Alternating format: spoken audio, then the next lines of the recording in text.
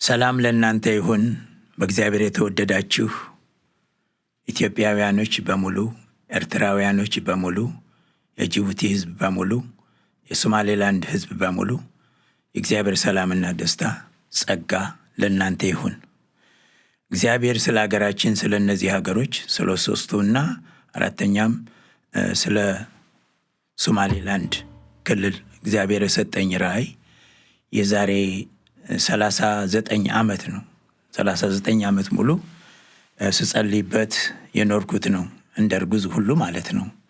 እና እግዚአብሔር ለሀገራችን ታላቅና የከበረ መልካም ነገርን ያደርጋል። በዓይን ያልታየ፣ በጆሮ ያልተሰማ፣ በሰው አእምሮም ያልተገመተ ታላቅና የከበረ ነገርን በሀገራችን ላይ ድንቅ የሆኑ ነገሮችን ያደርጋል። ይኸውም ምንድን ነው? ለእነዚህ ሀገራቶች ጠባሳ የሌለው ፍቅር ይሰጠናል። ለሁላችንም ሲሆን በእኔ ዕድሜ ያየዋለሁኝ፣ በቅርብ ግን የሚሆን ነው። ይህንኑ ለመናገር ነው የመጣው። እግዚአብሔር በሶስት ከፍሎ አሳየኝ። በሶስት ከፍሎ ካያሳየኝን ከመናገር በፊት ለመግቢያ የሚሆኑ ነገሮች አንዳንድ የእግዚአብሔር ቃሎችን ነግራለሁ። ምክንያቱም ይሄ ጌታ አሳየኝ ነው ያልኩ እንጂ የኔ ምኞት፣ የኔ ፍላጎት፣ የኔ እውቀትም አይደለም። ግን እግዚአብሔር ለሀገራችን በጣም ጸልይ ስለነበረ፣ ማለትም በጣም እያለቀስኩ ጸልይ ነበረ። በሀገራችን ላይ ሞት የበዛበት፣ ጦርነት የበዛበት ስለነበረ እኔም በዚያ ውስጥ ስላለፍኩኝ እግዚአብሔር ግን አትርፎኝ ትርፍና የተትረፈረፈ ሕይወት ሰጦኝ አሁን ዛሬ ጌታን ተቀብዬ ሕይወት የተለውጦ በሱ መንገድ በሆንኩ ጊዜ ሳስበው መጣላታችን፣ መጋዳደላችን ሁሉ ለማንኛችንም እንደማይጠቅም ሳውቀው ለሀገሬ፣ ለሕዝቤ እጅግ ጸልይ ነበረ። እንደ ራሴ ማለት ነው። አንዳንድ ጊዜ እንዲያውም ከራሴ የበለጠ ይመስለኛል። አሁንም የምጸልየው ለራሴ ከቤተሰቤ ከምጸልየው ልቅስ ለሕዝቤ አጠቃላይ የምጸልየው ይበዛል። ፍላጎት የሚሆነውና እና እግዚአብሔር ነው እንጂ የሚያደርገው ሰው ስላልሆነ፣ ምሕረት፣ ቸርነት፣ በጎነት የሱ ስለሆነ ጌታ የሰጠኝን አንዳንድ ቃሎችን ለመናገር ሞክራለሁኝ። መዝሙር ምዕራፍ 103 ቁጥር 19 ላይ እግዚአብሔር ዙፋኑን በሰማይ አዘጋጀ ይላል። መንግስቱም ሁሉን ትገዛለች። በሰማይ ያለው በምድር ያለውን በዓይን የሚታይ የማይታየውን ሁሉ የሚገዛ እግዚአብሔር ብቻ ነው። ለእኛ ይሄ ቢመስለን ያ ቢመስለንም፣ ነገር ግን እውነቱ ይሄ ነው። ጌታ ኢየሱስ ክርስቶስንም ደግሞ ደቀ መዛሙርቱ አስተምረን እንዴት እንደምንጸልይ ባልበት ጊዜ የሰማይ አባታችን ሆይ ስምህ ይቀደስ ካለ በኋላ መንግስትህ ትምጣ ነው ያለ። ሁሉን የሚገዛው መንግስት በምድር ላይ ያለው፣ በምድር ላይም ያ ሰላምና ረፍት ያለው ለሁሉ የሚመቸውን ነገር እንዲገዛ ማለት ነው። አሁንም መዝሙር ምዕራፍ 16 ላይ ቁጥር 3 እና 4 እንደዚህ ይላል፣ የእግዚአብሔር ፈቃድ ሁሉ በምድር ላይ ባሉ ቅዱሳንና ክቡራን ላይ ነው ይላል። ወደ ሌላ የሚጣደፍ ሳይጎዳ አይቀርም ይላል። እና እግዚአብሔር ያሰበው ያዘጋጀው ሁሉ በቅዱሳን በኩል ነው። ቅዱሳን ቃሉን ለሚያውቁና ለሚጸልዩ ማለት ነው፣ መንገድን ለሚያሳዩ። ክቡራን ደግሞ የመንግስታዊ አስተዳደር ከዘመኑ ጋር የሚለወጥ እንደ ሕዝቡ ሁኔታ የሚሆን አስተዳደር ነው። ያም አስተዳደር እንደ እግዚአብሔር ፈቃድ ይሆን ዘንድ ሰውን ሁሉ ሰው ክቡር ነውና እንደ እግዚአብሔር ፈቃድ ይሆን ዘንድ እግዚአብሔር የሰጠው ነው። ጌታ ይባረክ። ኢሳይያስ 40 ላይ ጌታ እግዚአብሔር እንዲህ የሚል ቃል ሰጥቷል። ለዚህም ለጉባኤው ለሕዝባችን የሚሆን የሚያጽናና ቃል ማለት ነው። እግዚአብሔር ለዘላለም የተባረከ ይሁን። ኢሳይያስ 40 ቁጥር 1 እስከ 5 ያለውንና ኢሳይያስ 60 ቁጥር 1 እስከ 5 ያለውን አነባለሁኝ። ከሀገራችን ጋር ከሚሆነው ጋር ስለሚሄድ ማለት ነው። አጽናኑ፣ ሕዝቤን አጽናኑ ይላል አምላካችን። በተለይ በአሁኑ ጊዜ ጨለማ ባየለበት ጊዜ ሕዝብ ደግሞ ተስፋ ያስፈልገዋል። ስለዚህ ተስፋ አለን። የሰው ፕላን ሳይሆን የእግዚአብሔር የሆነ ፕላን አለ። እግዚአብሔር ይመስገን።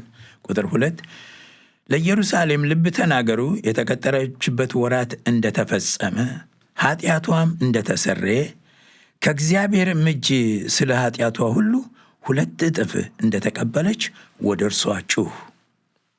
የአዋጅ ነጋሪ ቃል የእግዚአብሔርን መንገድ በምድረ በዳ ጥረጉ፣ ለአምላካችንም ጎዳና በበረሃ አስተካክሉ። ሸለቆ ሁሉ ከፍ ይላል፣ ተራራውም እና ኮረብታውም ሁሉ ዝቅ ይላል። ጠማማውም ይቃናል፣ ሰርጓጉጡም ሜዳ ይሆናል። ሰው ክቡር ነውና ለሁሉ የሆነ ማለት ነው። ቁጥር 5 ግን ዋናው የማነብበት ምክንያት ነው። የእግዚአብሔርም ክብር ይገለጣል፣ ሥጋ ለባሹም ሁሉ በአንድነት ያየዋል። የእግዚአብሔር አፍ ይህንን ተናግሯልና ይላል። በሀገራችን ላይ የእግዚአብሔር ክብር ብቻ የሚገለጥበት ጊዜ ቅርብ ነው። ቀይ ባህርን አንድ ጊዜ ነው የከፈለው። እንደዚሁም ደግሞ በሀገራችን ላይ እንዲህ የሚሆንበት ጊዜ ይመጣል። ለኢያሱ ፀሐይን ያቆምባት ጊዜ አንድ ነው። ለእኛም ደግሞ ለሀገራችን እንዲሁ የእግዚአብሔር ክብር ብቻ የሚሰራበት ጊዜ ይመጣል። ፍጥረት ሁሉ እጁን ወደ ሰማይ ወደ እግዚአብሔር የሚዘረጋበት አምላካችን አንተ ነህ ብለን የምንልበት ጊዜ ይመጣል። ሕፃን ልጅ የእናቱን ጡት እንደሚናፍቅ እኛም ደግሞ ነፍሳችንና መንፈሳችን እግዚአብሔርን የሚናፍቅበት ጊዜ አሁን ይመጣል። እግዚአብሔርም እጁን ዘርግቶ የሚቀበልበት ጊዜ ቅርብ ነው። ጌታ እግዚአብሔር እሱ ራሱ ያደርገዋል። ኢሳይያስ አሁንም ምዕራፍ 60 ከቁጥር 1 እስከ 5 ያለውን አነባለሁኝ።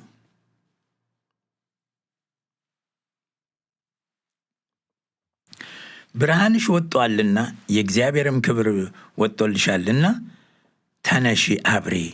እነሆ ጨለማ ምድርን ድቅድቅም ጨለማ አሕዛብን ይሸፍናል። ነገር ግን በአንቺ ላይ እግዚአብሔር ይወጣል፣ ክብሩም በአንቺ ላይ ይታያል። አሕዛብ ወደ ብርሃንሽ፣ ነገሥታትም ወደ ሙጫሽ ጸዳል ይመጣሉ። ዓይኖችሽን አንስተሽ በዙሪያሽ ተመልከቺ። እነዚህ ሁሉ ተሰብስበው ወደ አንቺ ይመጣሉ። ወንዶች ልጆችሽ ከሩቅ ይመጣሉ፣ ሴቶች ልጆችሽንም በጫንቃ ላይ ይሸከሟቸዋል። ቁጥር 5 አሁን በየቦታው እንጣላለን ለቦታ፣ ግን እግዚአብሔር የሚያደርገውን እዩ። ይቺ ትሆናለች በሀገራችን ላይ እንደዚህ ይላል። በዚያም ጊዜ የባህር በረከት ወደ አንቺ ስለሚመለስ፣ የአሕዛብን ብልጽግና ወደ አንቺ ስለሚመጣ አይተሽ ደስ ይልሻል፣ ልብሽም ይደነቃል ይሰፋማል ይላል። እግዚአብሔር ይመስገን። እግዚአብሔር ለሀገራችን ጌታን ከተቀበልኩ በኋላ ከኩላሊት በሽታ፣ ከብሮንካይት በሽታ፣ ከዲፕሬሽን በሽታ ሁሉ ከፈወሰኝ በኋላ ፊት ለፊት ጌታዬና አምላኬ ተገልጦ ያደረግኩልህን ታላቅ ነገር ሂድና ለሰዎች ነገር አለኝ። ይህንን ካለኝ ጊዜ ጀምሮ ለሕዝብ የምጸልያለሁ።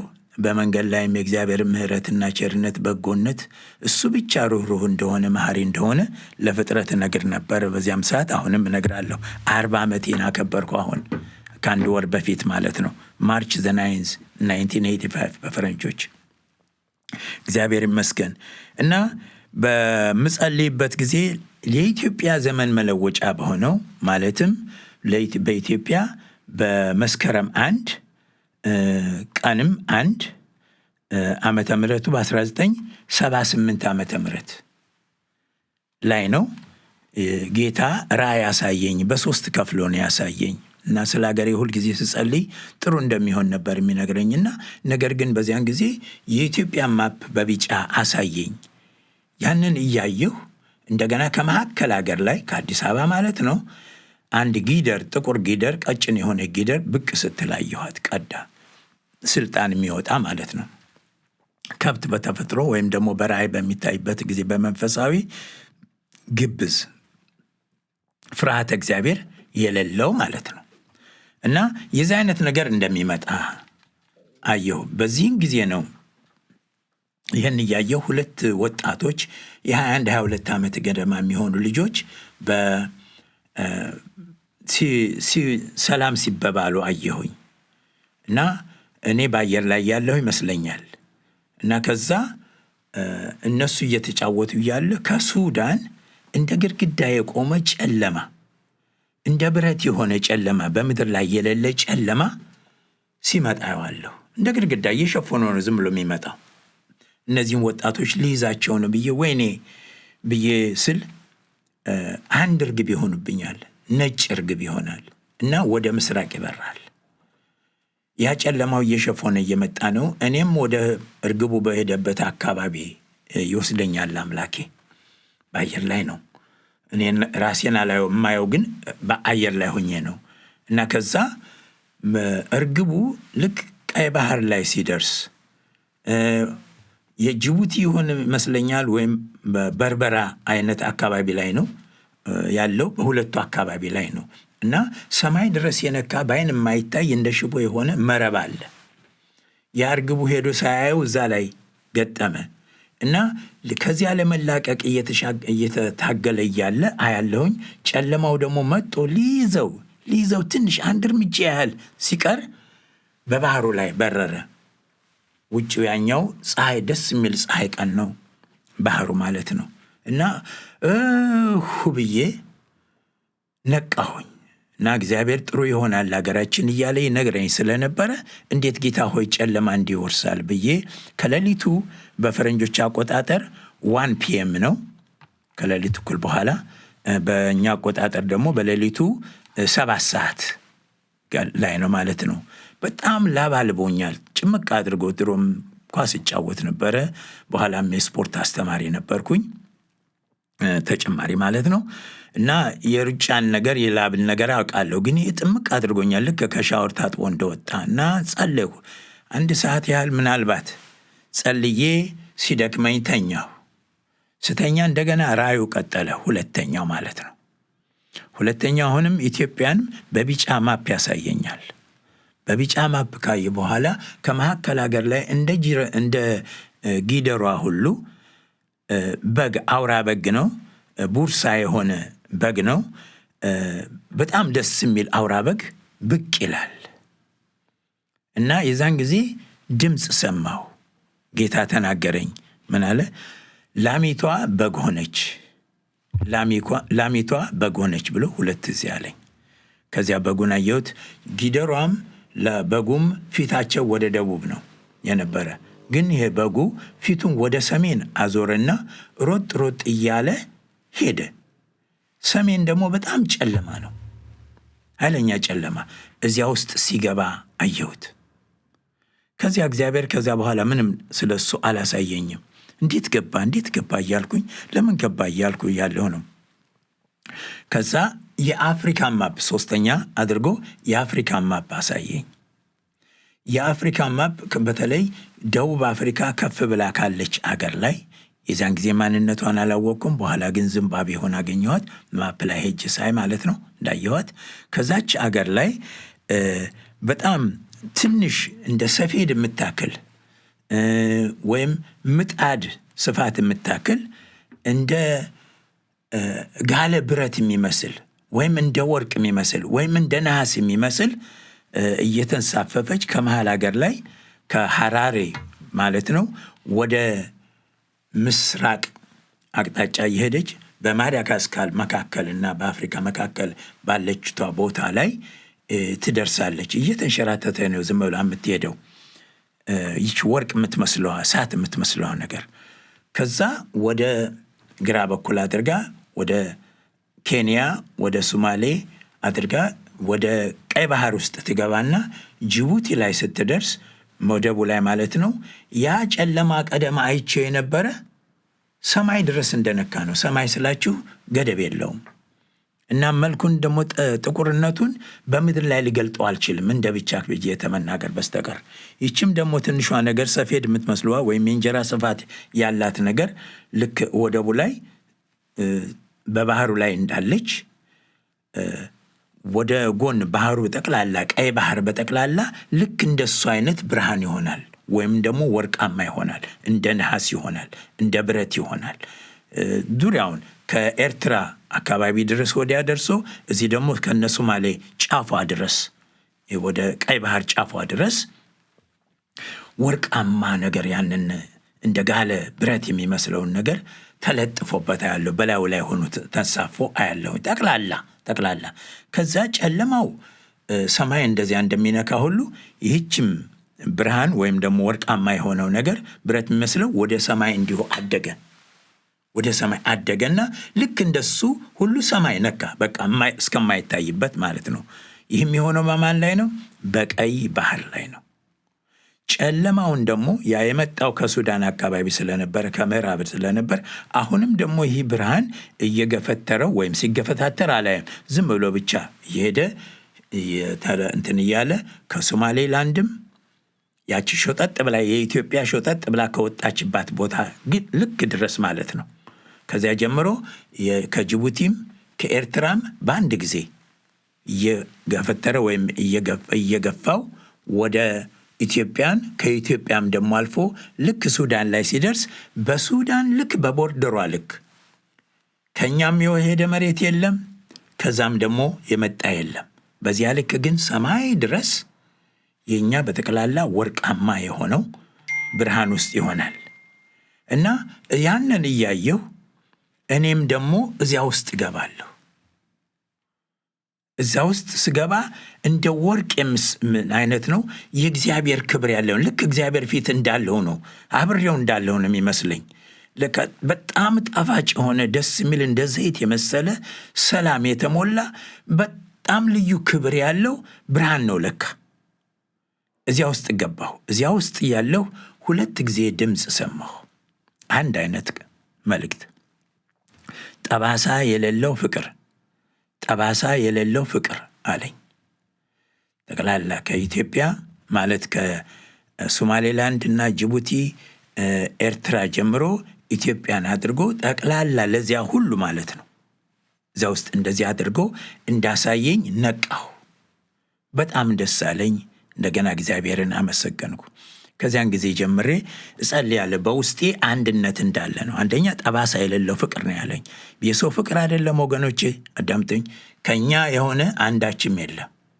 ከእግዚአብሔር የሆነ መለኮታዊ የሆነ ፍቅር ይሰጠናል ከውስጣችን።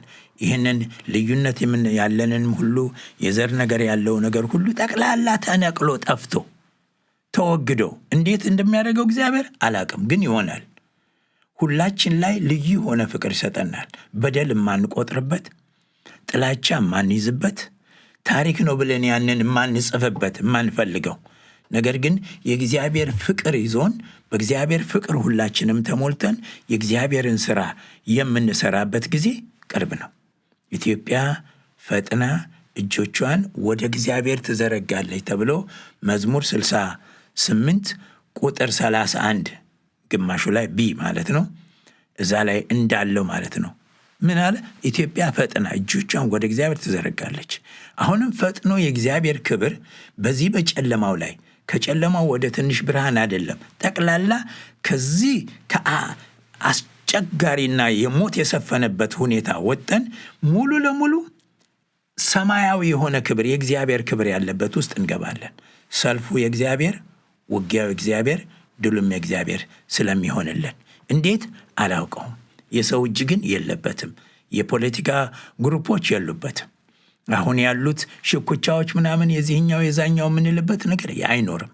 ጠቅላላ ግን እግዚአብሔር ያደርገዋል። ይህን ሁላችንም ለማየት ያብቃን። እኔም ደግሞ እግዚአብሔር ለዚያ ያበቃኛል ብዬ ተስፋ አደርጋለሁ። ጌታ በተቀበልኩበት ጊዜ አንዳንድ ነገሮችን አየሁኝና ያውም ልጆችን ገና ሳላይ ነው እናቴንም ሳረዳ ክብሩን ካየ በኋላ አባቴ ሆይ ውሰደኝ አልኩት። በችግር ውስጥ እንዳልፍ አልፈለግኩም። እነዚህ ያለውን ነገር ላይ አልፈለግኩም ነበር እና የእግዚአብሔር መልአክ መጥቶ ትከሻ ያለ እየነካኝ አይዞህ 93 ዓመት ትኖራለህ አለኝ። አሁን 75 ዓመት ያልፏል። 76 እየገባው ነው። እግዚአብሔር የሚያደርገውን ለሕዝባችን ባይኔ አያለሁ። በእነዚህ በጥቂት ቀናቶች ዘመናቶች ጥላቻ፣ ሮሮ፣ ሐዘን ሁሉ ከሕዝባችን የሚወገድበት ጊዜ ቅርብ ነው። እግዚአብሔር ግን የሚያደርጋቸውን 17 ነጥቦችን እነግራቸዋለሁ ወይም አካፍላቸዋለሁ። ተስፋ የሆነ ለሕዝባችን ታላቅ ተስፋ፣ በአእምሮ ያልታሰበ ታላቅ ተስፋዎች እግዚአብሔር የሚያደርጋቸውን አካፍላቸዋለሁ እና ጌታ እግዚአብሔር በልጁ በኢየሱስ በኩል ለኢትዮጵያና ለኤርትራ ለጅቡቲና ለሶማሌ ታላቅ ማዳንና አንድነትን በፍጥነት ያመጣልናል። ጌታ እግዚአብሔር ብቻውን ነው የሚያመጣው። ጌታ እግዚአብሔር የተመሰገነ ይሁን። አንደኛ ጌታ እግዚአብሔር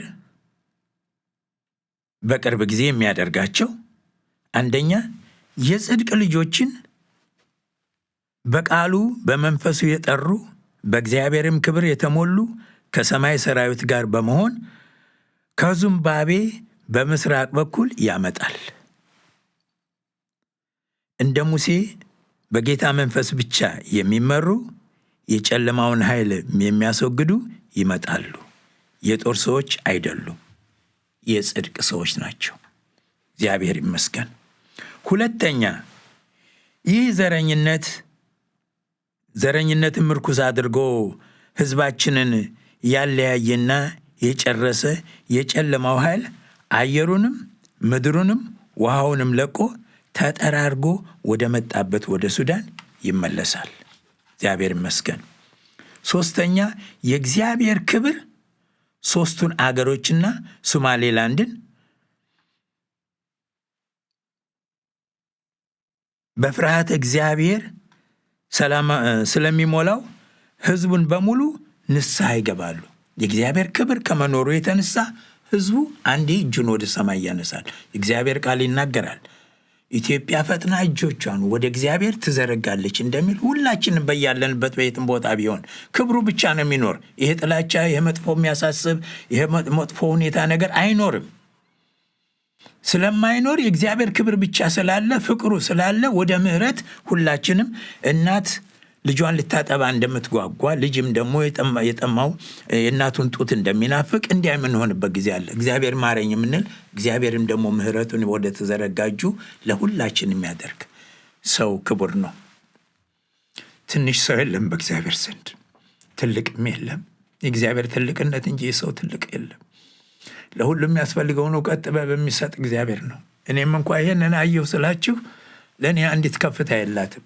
ከፍ ያለው አምላክ እግዚአብሔር ለሕዝቡ የሚሆነውን ከመንገር በስተቀር ደግሞም ያሳየኝና ያሳወቀኝ እንድጸልይበት ነው፣ እንድራራ ነው እንጂ ይህኛው ጥሩ ነው ያኛው ጥሩ አይደለም ብዬ ያንን የምነቅበት ክፉዎችንም የምረግምበት አይደለም።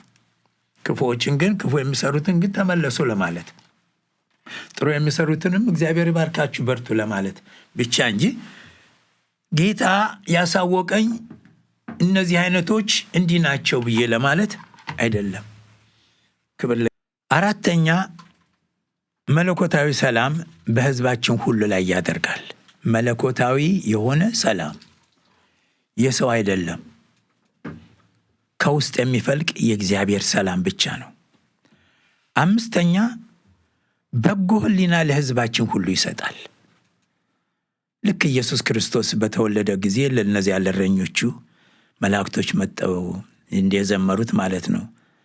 ክብር በሰማይ በአርያም ለእግዚአብሔር ይሁን፣ በጎ ሕሊና ለሰው ልጆች፣ ሰላም ደግሞ ለምድር እንዳሉት ማለት ነው። እና አሁን በጎ ሕሊና ለሕዝባችን ሁሉ ይሆናል። ያለው የፖለቲካ ልዩነቶች፣ ያለ የዘር ነገሮች፣ ያለ እንደዚህ ሆኖብኛል እንዲህ ተደርጎብኛል የሚሉ ነገሮች ሁሉ ተወግደው ዙሪያችንን የሚከበን የእግዚአብሔር ኃይል ብቻ ይሆናል።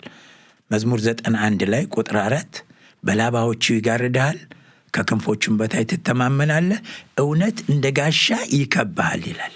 የእግዚአብሔር ክብር ብቻ የሚሆንበት እውነት ብቻ ዙሪያችን የሚከብበት ፍቅር የሚከብበት ጊዜ ስለሚመጣ በጎ ሕሊና ለእያንዳንዳችን ይሰጣል። ጌታ ይባረክ።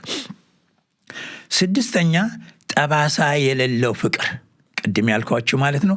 ጠባሳ የሌለው ፍቅር ለኢትዮጵያን በሙሉ፣ ለኤርትራውያን በሙሉ፣ ለጅቡቲያውያን በሙሉ፣ ለሶማሌላንዳውያን በሙሉ እግዚአብሔር ሰጠናል። ይሄኛው ያኛው ሳይባል ለምን ክብሩ በዚያ ላይ ነው ያለ።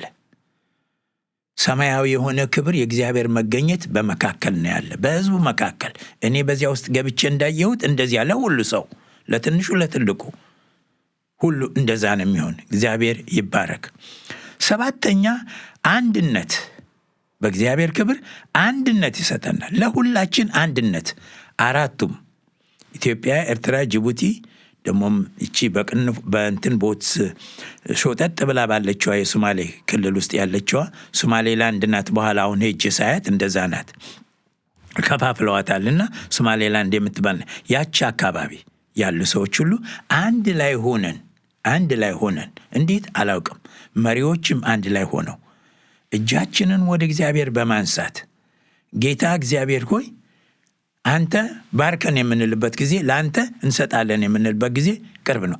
አንድ እንሆናለን።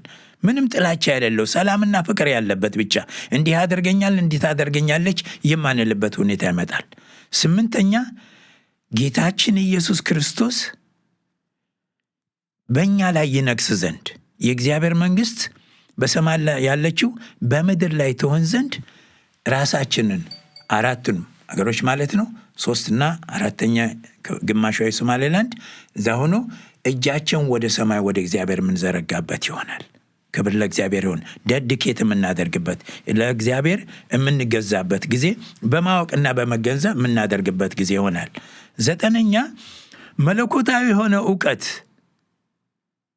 የእግዚአብሔር መንፈስ፣ የጥበብ መንፈስ፣ የማስተዋል መንፈስ፣ የዕውቀት መንፈስ፣ የመካርነት መንፈስ፣ የኃይል መንፈስ፣ እግዚአብሔርን የመፍራት ቀልጥፎ የመገንዘብ መንፈስ በሕዝባችን ላይ በሙሉ ይሆናል።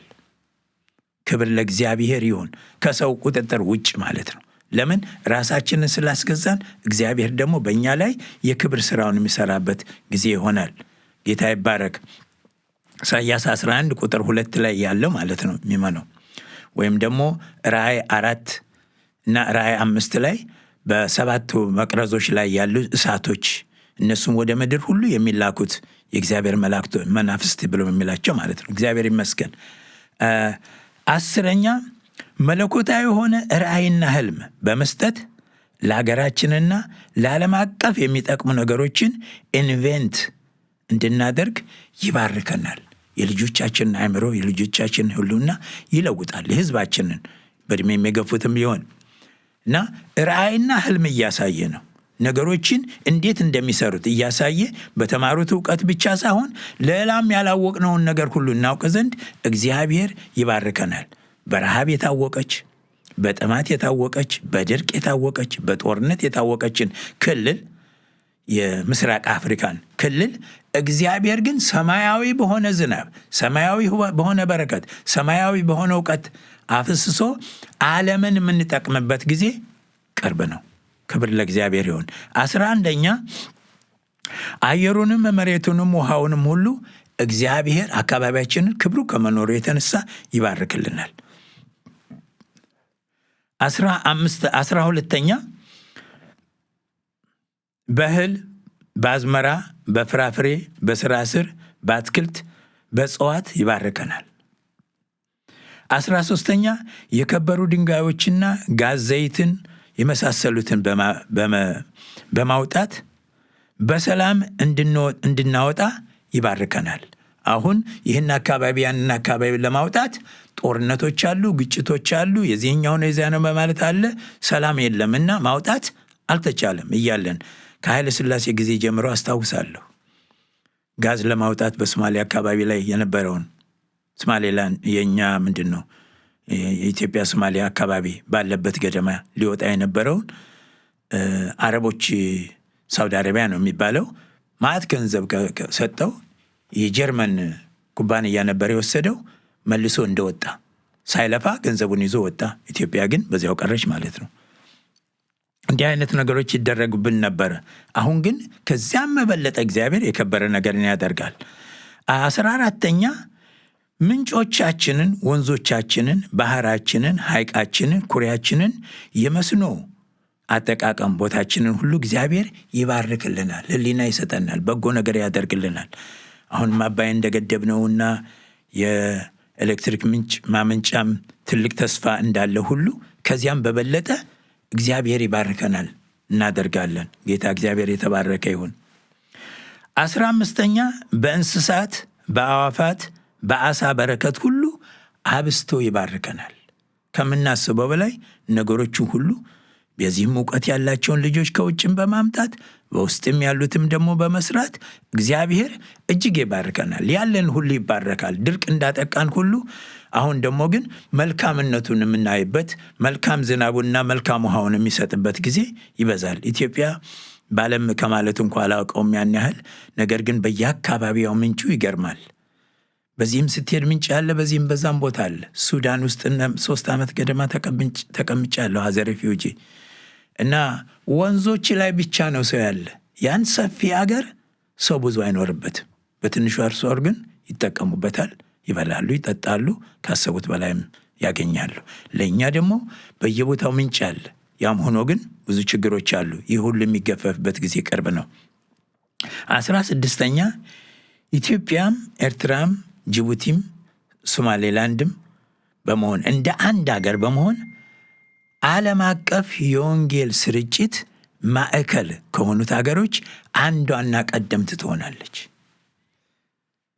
ያ ቅድም እሳት የሚመስለው እንዳልኳችሁ በጣም ክብሩ የእግዚአብሔር ክብር ከመኖሩ የተነሳ እንዳሁኑ ወንጌልን እየሰበክን ምን እያል በቀላሉ ትንሽ እየጸለይን ወይም ጾም ብለን ምን ብለን እንደሚመጣ የእግዚአብሔር መንፈስ በጥቂቱ እንዳለ አይደለም። ሕዝባችንም በእግዚአብሔር መንፈስ ከመሞላቱ የተነሳ የእግዚአብሔር ክብር በልጆቹ ላይ በጣም ነው የሚሆነው እና ዓለምን የምንደርስባት፣ ሕዝብ ከታሰረበት የሚፈታበት፣ ሕዝብ ከተማረከበት ነፃ የሚወጣበት፣ ሕዝብ ተወደቀ የሚነሳበት፣ ከደከመ የሚበረታበት፣ ካዘነ የሚጽናናበት፣ ተስፋ ከቆረጠ ተስፋ የሚታደስበት ጊዜ በቅርብ ይሆናል። ጌታ ይባረክ እና 17ኛ የመጨረሻ ናሆም ምዕራፍ 1 ቁጥር 15 በሀገራችን ላይ ለሀገራችን ለእኛ የሚፈጸምበት ይሆናል። እንደዚህ ይላል፣ እነሆ የምስራችን የሚያመጣ ሰላምንም የሚናገር ወይም የሚያወራ ሰው እግር በተራሮች ላይ ነው። ይሁዳ ሆይ ይላል።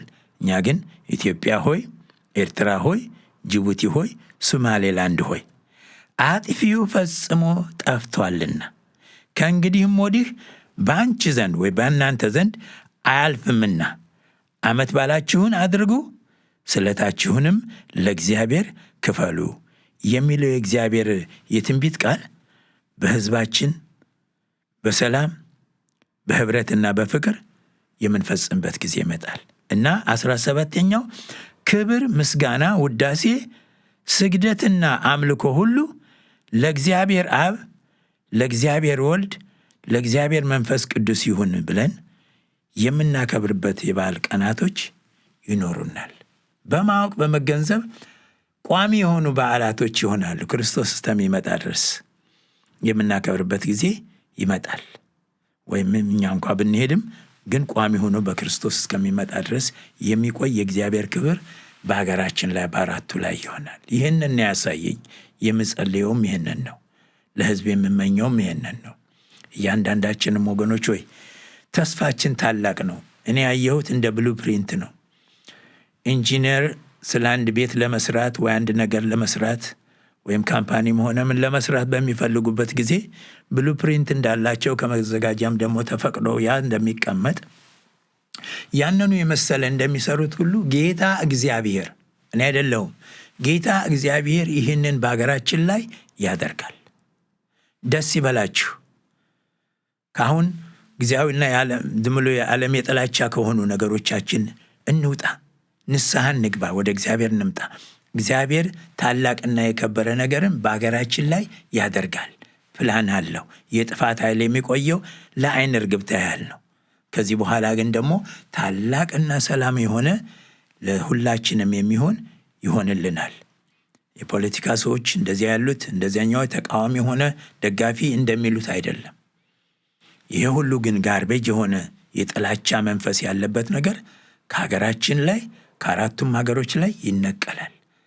ስለዚህ እግዚአብሔር አምላካችንን እያመሰገን ታላቅ ተስፋ እንደሰጠን ሁላችንም በጸሎት በአንድ ልብ ሆነን እንድንጸልይ ያስፈልጋል። የቤተ ክርስቲያን ኃላፊዎች የእግዚአብሔር ቃል እንደሚለው ቅድም እንዳነበኩት መዝሙር 16 ቁጥር 3 ላይ የእግዚአብሔር ፈቃድ ሁሉ ነው የሚለው በቅዱሳንና በክቡራን ላይ ነው ይላል።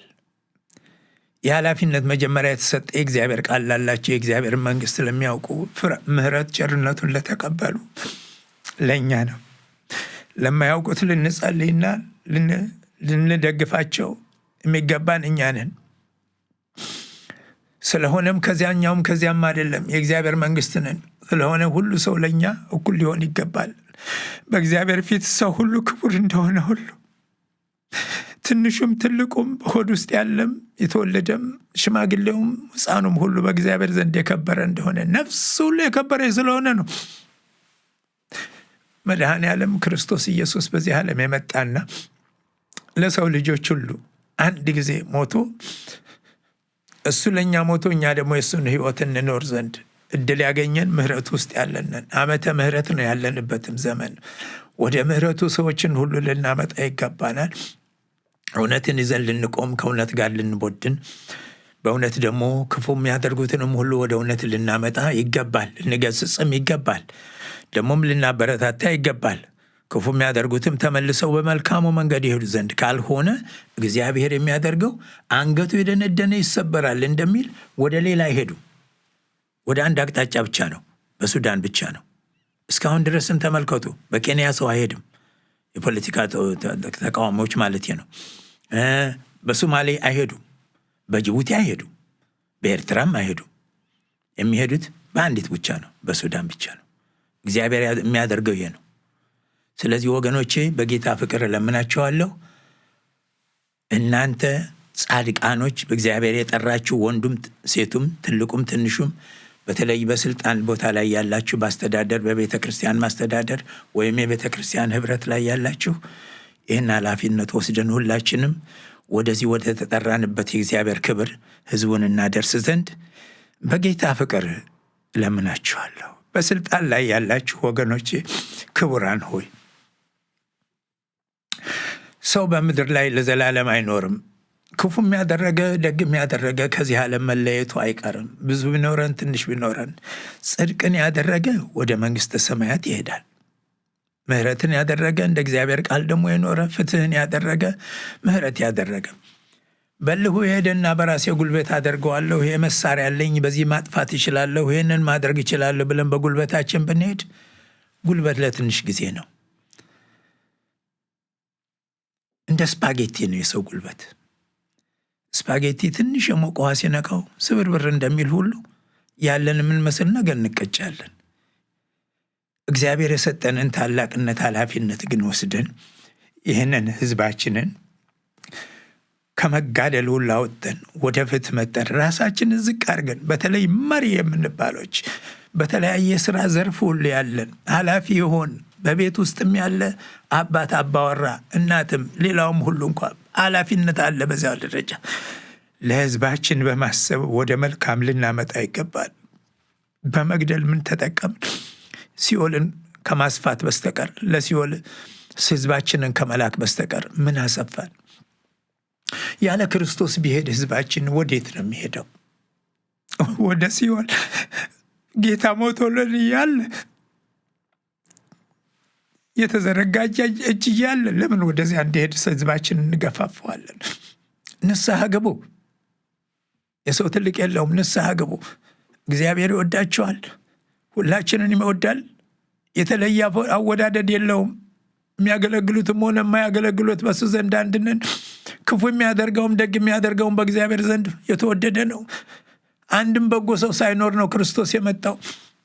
በምሕረት እጁ ግን ደግፎ ይዟችኋልና የተሰጣችሁን ኃላፊነት ተወጡ።